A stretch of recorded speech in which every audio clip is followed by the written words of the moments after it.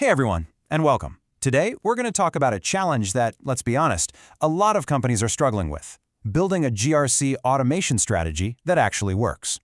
It usually starts with that feeling of being totally stuck. You know you need to do something, but you have no idea where to even begin. So let's get into the blueprint for how to get unstuck and really start moving. So it's pretty much a given at this point, right? You have to automate your governance, risk, and compliance. It's not a luxury anymore, it's just the baseline.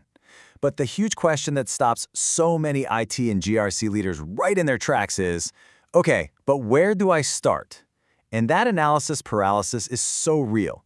It usually leads to one of two things. You either do nothing at all, or you try to boil the ocean and do way too much at once. And the pressure, especially in the modern SaaS world, is just immense. I mean, you're expected to be ready for continuous audits. You're probably working with a pretty lean team, and your tech stack is changing like every single day. On top of that, you've got all these overlapping frameworks to deal with, like SOC 2, ISO 27001. Meanwhile, that old way of doing things, with spreadsheets and chasing people over email, it's just a recipe for disaster. It leads to delays, things are inconsistent, and you've got huge gaps in your documentation. It just can't keep up.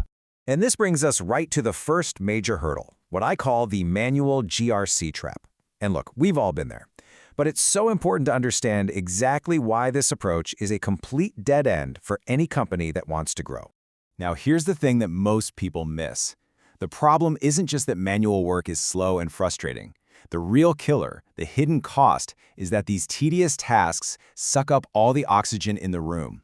They steal all that valuable time and brainpower your team needs to be doing the strategic work, to actually build a mature, risk-aligned program that helps the business move forward. So, when you're stuck in that manual trap, what's the first impulse? It's to swing the pendulum as far as you can in the other direction. But this leads to another really common mistake that we absolutely have to talk about. We call it the Big Bang approach, and the logic kind of makes sense on the surface. Hey, if manual is bad, let's just automate everything. But in reality, this almost always blows up in your face. You end up with tool fatigue because you've rolled out too much too fast. Nobody adopts the new system because it's overwhelming, the workflows are all misconfigured, and at the end of the day, you have very little to show for all that money and effort. And this right here, this is the core idea of this entire explainer. The real secret to getting this right has almost nothing to do with the technology of automation. It's all about knowing what to automate first.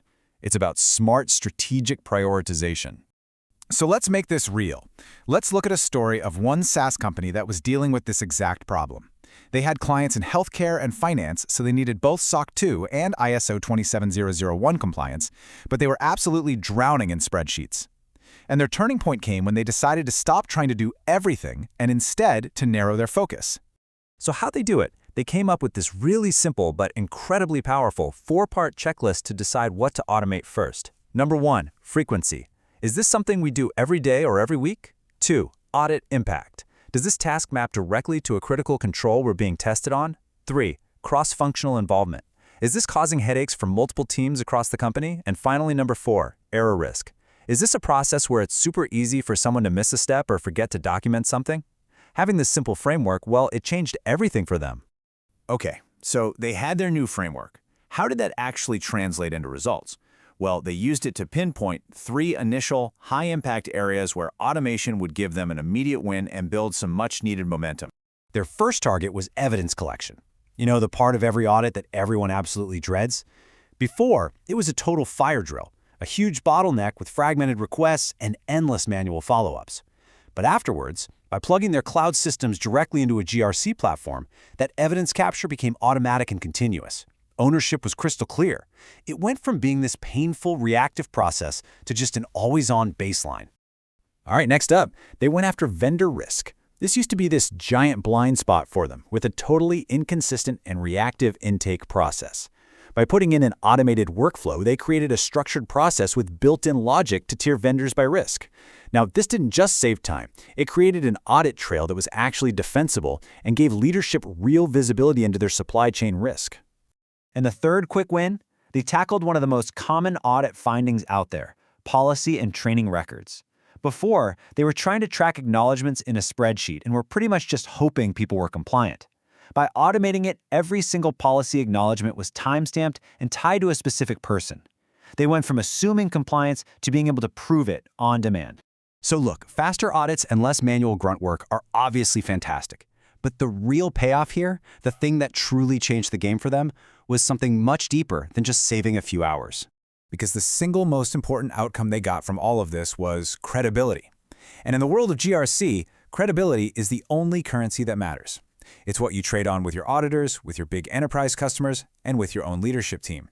So what does that actually mean, credibility? Well, it really boils down to your ability to demonstrate three things without breaking a sweat. 1, that your controls are executed consistently, every single time. 2, that you have traceability for every action and every record. And 3, that you have true operational control over your environment. This is what the auditors and your customers are really looking for. And this quote just nails it, doesn't it? It's a complete mindset shift. Automation is not the end goal. It's not the strategy itself. It's the tool. It's the powerful enabler that lets you build a GRC program that is mature and, most importantly, totally defensible when someone comes knocking. So what's the big takeaway for you? What can you do with this? It's simple. Automate intentionally. Start small, but start smart. Go after those workflows that are high friction and high frequency. Focus on the processes that map directly to your audit outcomes. Pick the areas that will make life easier for multiple teams, and then use those early wins to build trust and get the buy-in you need to keep going. So we've walked through the blueprint, right? From the manual spreadsheet trap all the way to these strategic automated wins. So now I'm going to turn the question over to you. Thinking about your own company, your own team, what is that one high-friction process that if you could just automate it would make the biggest difference for your business right now? That's your starting point.